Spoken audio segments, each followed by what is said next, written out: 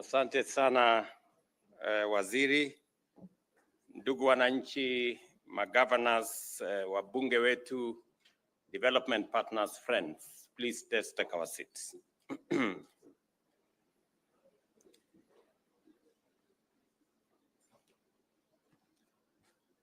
Excellencies, ladies and gentlemen, first let me appreciate the warm welcome by the people and the leadership of this county to all of us who are attending this occasion today. Thank you very much for welcoming us. Let me also congratulate the leadership of the Pastoralist Leadership Summit for organizing this occasion, and I am honored to participate in this important event and address this esteemed gathering of leaders from Kenya's pastoralist communities. Previous editions of this forum have not only been enlightened, but have also provided valuable insights that inform the development and implementation of crucial policies, programs, and projects. I am confident that this fourth Pastoralist Leadership Forum and Summit will uphold that tradition and deliver meaningful outcomes that will inform, and I have listened very carefully to the patron who has read some of the resolutions here. Some of the resolutions that you have arrived at in this forum will inform policy of government going forward. This forum underscores the aspirations of our pastoralist communities for resilience, productivity, sustainability, and economic transformation. It also demonstrates our shared commitment to pursuing and achieving shared inclusive growth at all levels and in every part of the Republic of Kenya. The work set out for this summit is both substantial and significant, requiring pastoralist leadership to rigorously evaluate the implementation process of policies and programs, identify gaps in the strategies as we implement, and formulate a clear way forward to enhance pastoralist value chains, unlock development financial resources, generate higher incomes, and promote inclusive economic transformation. This summit must also address policy weaknesses and implementation bottlenecks while developing effective mechanisms to create more opportunities for all, especially our young people and women. I see the women leadership here speak with a lot of passion and defend their place in leadership of our country. They should have recognized, however, that the CS responsible for this event is equally a pastoralist girl from the body of this pastoralist summit. The summit must also, in an implicit message that consistently emanates from this forum, and it must be clear, by working together in unity, we can overcome historical marginalization, promote inclusion, foster equity, and deliver prosperity for not just this region, but for the rest of the country as well. I listened to the chair of the FCDC, and he said correctly that the fortunes of our pastoralist communities are intertwined with the fortunes of the rest of Kenya. There cannot be, in my very honest analysis, a progressive Kenya without a progressive pastoralist community. 85% of Kenya is arid and semi-arid. And therefore, if we have to speak positively about the progress of Kenya, it is not possible to leave behind 85% of Kenya that is arid and semi-arid. And therefore, it is imperative that as we plan the way forward, if we have to move the country together, and if we have to tap into the potential that exists in our country, the pastoralist, arid and semi-arid areas must be part and parcel, if not central, to the development of Kenya going forward. In any case, the greatest potential today exists not in the rest of Kenya, but the greatest potential exists in arid and semi-arid areas, in the pastoralist community areas. I take this opportunity to express my gratitude to our development partners who have been strong supporters of this organization, in particular to thank the Swiss ambassador and the UNDP lead for your participation, your belief in this forum, and your support, as always. Your consistent support has been invaluable and has gone a long way to facilitate the implementation of important strategic objectives. Thank you for complementing the government support in this event and in the programs that we run together. To build on the foundation of previous summits, pastoralist leadership must effectively address financial and policy challenges hindering the full realization of economic potential of pastoralist people and region. Key areas that call for strategic attention include ending drought emergencies, scaling up fodder production, formulating a camel value chain strategy, privatizing livestock vaccines, and improving the overall livestock sector. I am very clear in my mind, and I have given very firm instruction to the minister responsible for agriculture and especially livestock on the focus on livestock. We haven't given livestock the attention it deserves. And I am very clear in my mind that it can contribute much more significantly to our GDP if we had correct policy initiatives funded appropriately as is required and provided an offtake mechanism for our livestock keepers. Let me say the following. In our strategy, livestock from dairy to beef and everything in between is part and parcel of what we imagine and believe that this should inform it forward, especially in developing our agriculture and livestock sector. It is the reason why we have made a conscious decision to expand markets for our livestock products. We must think about market for our meat products. We must think about market for our skin and hides. We must think about markets for the entirety of the livestock value chain. It is the reason why we have committed £1 billion to complete, for example, the Kenania project that is going to deal with our skins and hides. It is the reason why we are investing in Narok additional resources to make sure that we build the capacity for handling our hides and skins, and to begin the journey to make sure that these hides and skins translate into products, whether we talk about shoes or other leather products manufactured in Kenya.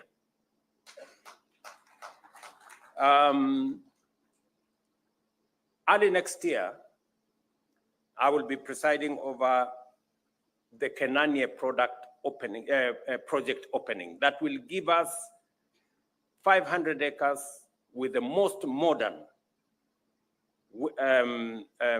treatment plant that will be available in Kenya. And I am asking the pastoralist community, as we provide offtake for your skins and hides, we must work backwards with counties so that we can make sure that the recovery of hides and skins from our abattoirs, from our other facilities that are being used is both correct, and we use the right equipment, because some of the time we lose a lot of that skins and hides because of the flaying mechanism and the flaying capability. Mweke here and his team, the PS responsible, are working on building a relationship with counties so that we can train the flayers, we can make sure that we give you the correct knives for flaying so that we enhance the recovery of hides and skins so that we can use them to drive our economy, and especially on the livestock products space. Secondly, we are also working, and I want county governments, especially from these pastoralist communities, to work with us on making sure that we improve on the breed of the livestock that we have, both for milk and for beef. When I met Prime Minister Modi, we agreed that we are going to have a collaborative program that is going to enhance the quality and the types of livestock that we keep, especially those that are sensitive and those that can sustain the climatic condition that exists in our arid and semi-arid areas. And therefore, we have a whole array of interventions, and we are looking at how we can reduce the cost of artificial insemination, how we can make it much more accessible, and how we can build the capacity to produce more locally. Also, to make sure that we open up market for our livestock products, we must manage our disease prevalence. We must manage the diseases that come with ticks and all the other things that come along. And it is the reason why I have made a policy decision that, because we have never been able to manage disease around Kenya, because we vaccinate in one county, the other county has not vaccinated, disease move from here to there. We are going to carry out a national campaign, a national vaccination exercise that is going to make sure that we vaccinate our 22 million heads of cattle and 50 million heads of small stock, goats and sheep. And that exercise is because it is necessary. That vaccination is necessary because we want to create a disease-free country, and so that we can market our livestock products to destinations that today we have been denied access to certain destinations because of our disease control inadequacies. That is the primary reason. And for the avoidance of doubt, the vaccines that we will be using are produced in Kenya by Kenyans. Kevevapi, our own institution is going to produce these vaccines. We have one of the largest vaccine producers in Africa, in Kenya. Today, we are selling vaccines to other countries. And I want to tell livestock keepers, starting from myself, because among the livestock that is going to be vaccinated is my own cattle. You know? So there is an evil spirit in Kenya that is resident in some leaders. They churn out falsehood. They oppose everything for the sake of opposing. I mean, foot and mouth disease, PPR, are diseases we have been fighting ever since I was born. It is nothing new. So anybody opposing vaccination to eliminate FMD and PPR is simply mad and unreasonable and possibly stupid. I mean, honestly, how else can you explain? You know? Or maybe they don't have cattle. Maybe they don't understand what this is all about, you know? So if you are used to planting things, you don't know about livestock, please, when we are having a conversation about livestock, shut up. At least for those of us who keep cattle. So we are going to carry out this vaccination because it is the right thing to do, because we need to take charge of disease control and open up markets for our animal products. And we are going to use vaccines that are produced by Kenya right here at home, so that even as we develop vaccines that we are selling to other countries, we are doing the same to our country.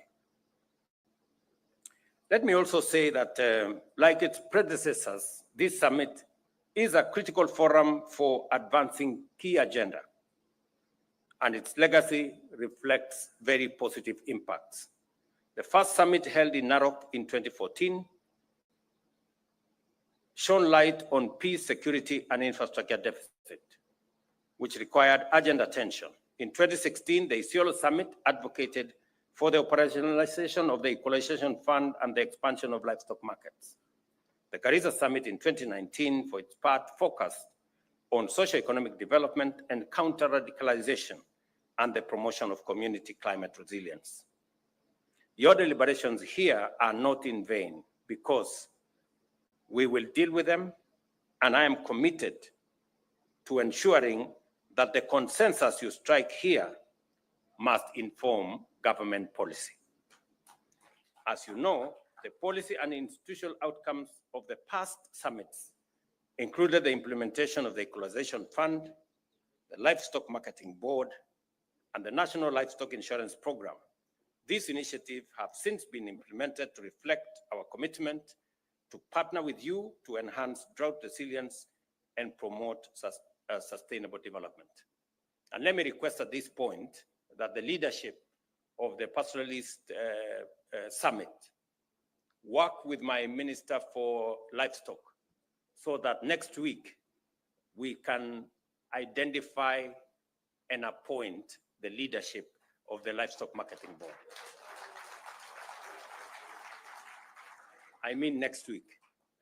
And it must include women, so that we don't have it must include women. So Mweke, you're representing the minister here.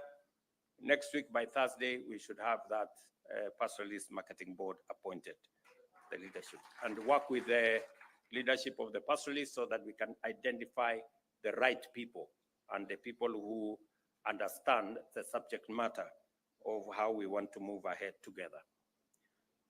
Recognizing persistent disparities in ASAL regions, the government of Kenya launched a 2 billion North and Northeastern Development Initiative, commonly known as NEDI, to address historical neglect and promote inclusive growth. To enhance its effectiveness going forward, I have directed that its implementation be implemented now from my office. And therefore, Rashid and your team will now move to my office so that I can keep tabs on what is going on. The newly established Livestock and Marketing and Products Board is key to organizing pastoralists into cooperatives and ensuring equitable market access. The Cabinet Secretary for Agriculture, as I have said, will expedite the appointment of the board and to make it operational by next week. Ladies and gentlemen, the modernization of pastoralist economies is crucial. This can be achieved by promoting the adoption of modern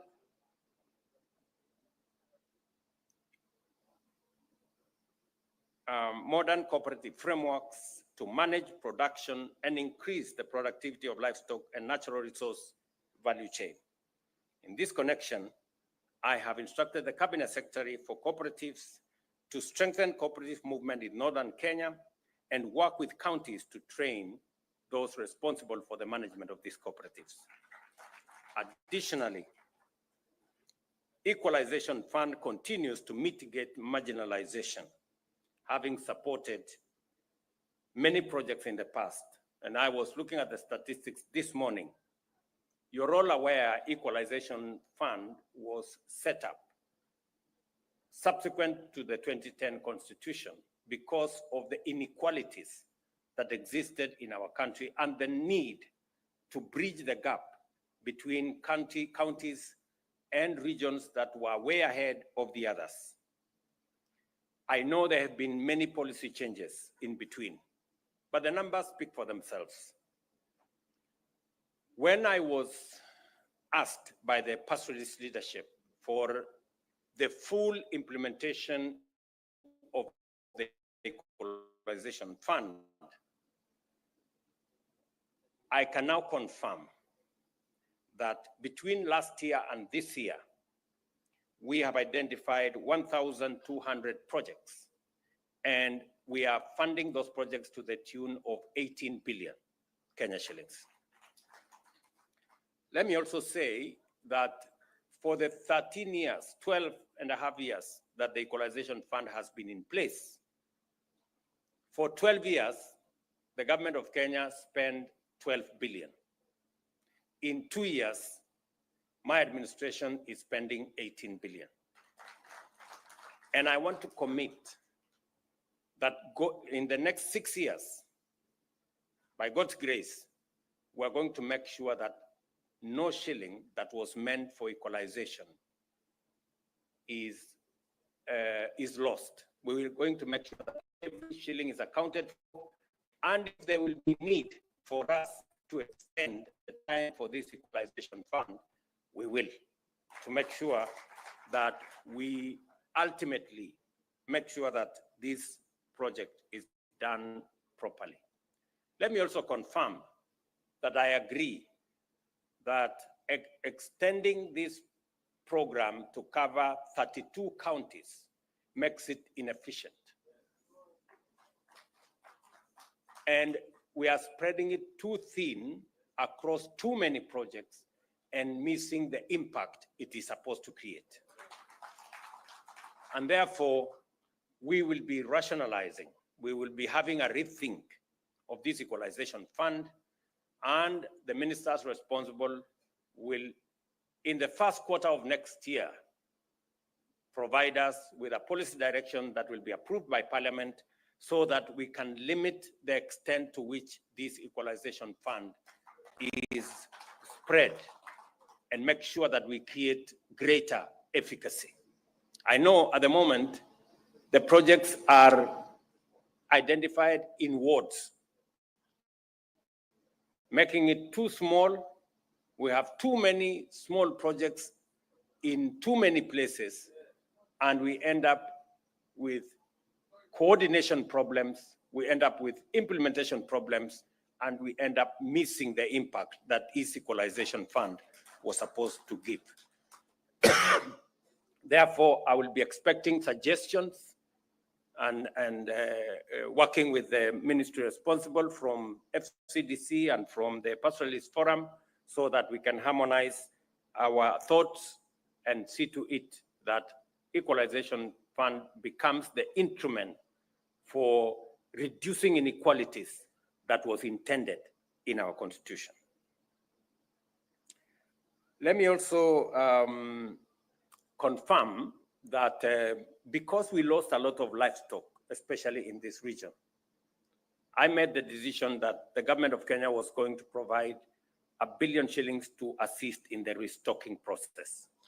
That program is continuing, and I will be back here in January so that the livestock we will have bought, we will come and distribute to the homes. We are targeting 10,000 households to give them livestock for the restocking exercise. So God willing, we will be back here in January to continue with that exercise. Let me also say that the Horn of Africa Gateway Development Project, which we all know, that is supposed to connect Isiolo all the way through Garissa, through Wajir to Mandera, a project of almost 740 kilometers, is a project that is so dear to all of you and so to me. And we have implemented different sections with different actors. Let me now confirm that the section from Modogashe to Samatar that was contracted under annuity, and that from Ramo to Mandera that was also contracted under annuity, we're going to change it and make it a normal road construction project so that we can get it off the challenges that annuity has gone through. And by the time I come back here, I will have a way forward. Let me also confirm that the road from Samatar to Wajir, roughly 120, maybe 150 kilometers, which was funded under other development partners other than the World Bank. Now that the coordination of this program is coming to my office, I will follow it up so that, again, we can complete that section of the road and make sure that we can drive on tarmac from Nairobi to Mandera. And that, I think, will be one commitment I want to make and I want to deliver on so that we can complete the mainstreaming of this region into the rest of the country and making sure that we move together. Let me also confirm that in line with our strong partnership with pastoral communities and our strategic commitment to unlocking the potential of arid and semi-arid pastoralist rangelands, I commit that the resolutions of this summit will be translated into collaborative action, policy frameworks, and government projects. This will involve coordination with parliamentary caucus, of course, and the county leadership. Mpunguze hii maneno kidogo hii. Naona mnasema iko protocol. Protocol ni kitu kidogo. Wachana na protocol. You know, sometimes I go to meetings and I even I speak fast before the MCA, and I'm not bothered about who speaks when, how, at what point, you know. So don't be too much bothered about protocol. You know, let us let's work together. Sawa sawa. So I know sometimes people are affected. Maybe I needed to speak here, I needed to speak there. Pole pole, you know. Bora si tumeongea sisi wote. Haijalishi watu hawatakumbuka nani aliongea before who. Watajua tu kuna watu waliongea hapo na kila mtu alisema mambo yake na sasa tuko sawa. Si ndio? So mtulize boli. Najua governors waliongea mbele ya wabunge wameongea nyuma yao. Namna hiyo. Hata mimi ningeanzisha hii mkutano ingekuwa mzuri, ningeongea mbele. And sometimes you people, you know, I have been around for a while. You know, if you have an opportunity to speak, speak fast when people are still listening. You know, when you speak last, watu wamechoka, story haijaiva. So tuendelee namna hiyo na tushirikiane pamoja. Mimi nataka nikubaliane na nyinyi, pia ningependa kusema mambo mawili ama matatu ya muhimu. Pia, mbali na yale yote nimeyasema hapa. Usalama wa nchi ni ya muhimu sana. Na sisi wote tuko na sehemu ya kuchangia katika mambo ya usalama. Kazi ambayo tumefanya kwa miaka miwili, nilisema ya kwamba we are going to modernize the security equipment that we have and improve on the security architecture and make it much more people-centered. We will involve leaders, we will involve citizens in making sure that they too take charge of the security of where they stay, of the security of their counties. And we have seen tremendous progress, even as we spend public resources modernizing the police, modernizing our security agencies. And we are spending close to 20 billion shillings to modernize the equipment and the facilities and the capabilities that are available to our policemen and women so that they can improve on our security. But we must also realize that this security is also a matter for each and every one of us.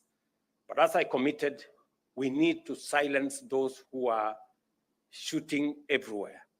And I am very happy that the last 2 years we have reduced on conflict, we have reduced on cattle rustling, we have reduced on insecurity generally, but there is still a lot of work to be done.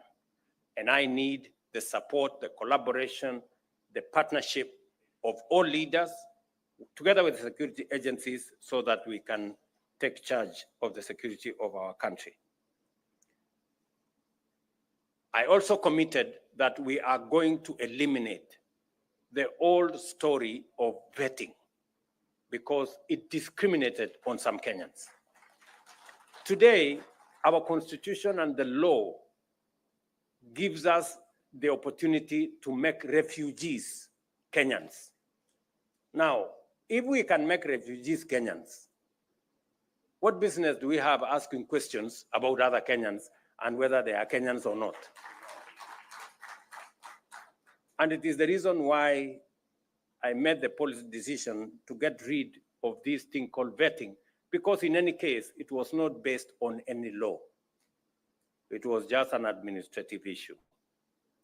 And that gives all of us the opportunity to be the people that we should be, people of one country and one citizenship. Let me also confirm that all the other issues that the leaders here have said, I have a good record of them. I know the people of this great county had an opportunity to access water, but that project has had challenges. I am going to unlock those challenges. I have discussed with the governor and all the other members of parliament here on what we need to do to unlock the water facility for this town. And hopefully, by the time I come back in January, we will have some good news,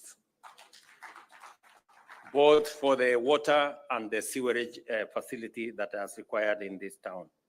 And the many other projects that we will be attending to when I come back to this region early next year.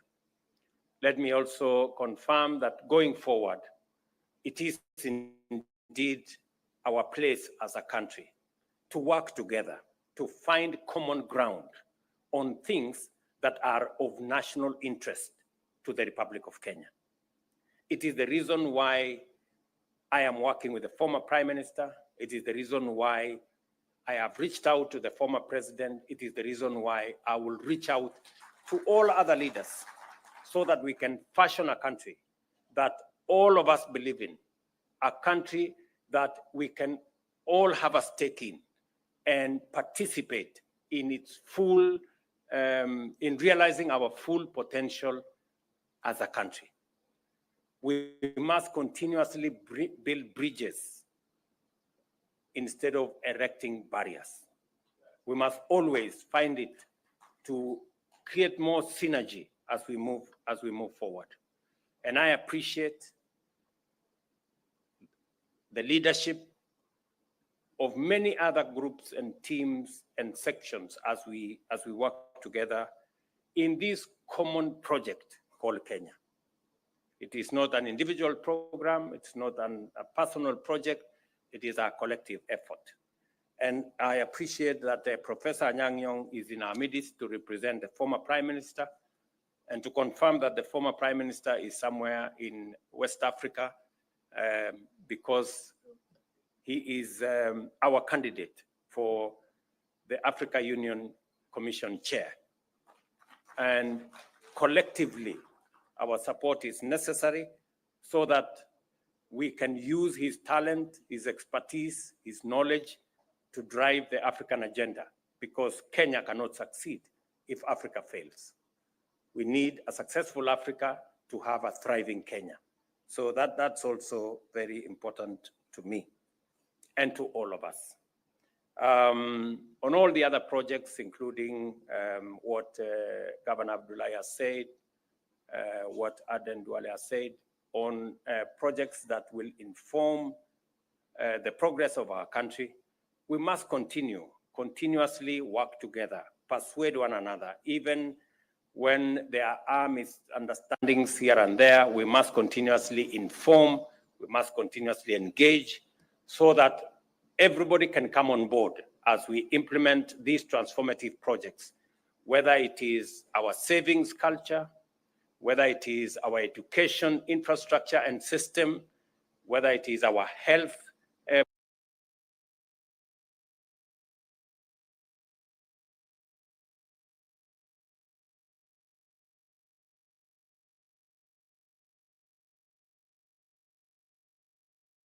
programs, or whether it is our infrastructure programs coming from housing to water to roads. We must all continuously work together in that space. And let me confirm to the people of this county and to the pastoralist community that I signed into law the water bill, I think 2 weeks ago, that now provides a bigger framework for matters to do with water harvesting, matters to do with water storage as we look into the future, because to unlock the potential of our arid and semi-arid areas, water harvesting, water storage, water management is going to form a big and substantial part of unlocking the potential of this region. And that is why it is important for us to have a new policy framework and a legal regime that is going to support the process of our water management. Let me also confirm to you that as we hire more teachers, and this December, we are going to hire another 20,000 teachers because education is important. And I want to tell the pastoralist communities, education is still a big challenge in this region. And leaders, pastoralist leaders to be specific, must mind about the education of the children of pastoralists as we do for the children of Kenya. I did say before, I will repeat again, that it is time that pastoralists take up teaching as a profession. Many pastoralists do not think a lot about, they like education, but they don't know that education comes with teachers. So there is no education without teachers.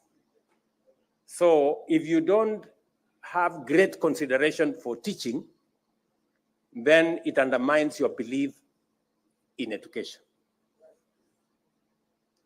You cannot continue to depend on teachers that come from other places, because you all know the consequences that befall those who depend on teachers coming from far away. Whenever there is a small crisis, they find an excuse to seek a transfer, and you end up with classrooms that do not have teachers. I'm very happy with what counties have done. They have done more to sponsor teachers from this region to our teacher training colleges, and I made a confirmation that we are going to provide affirmative action for you. If you sponsor more teachers, we are going to create more places in our teaching institutions, teacher training institutions, so that we can train more teachers from this region, and so that as we employ teachers, we can also employ teachers from this region to serve the children from the pastoralist communities.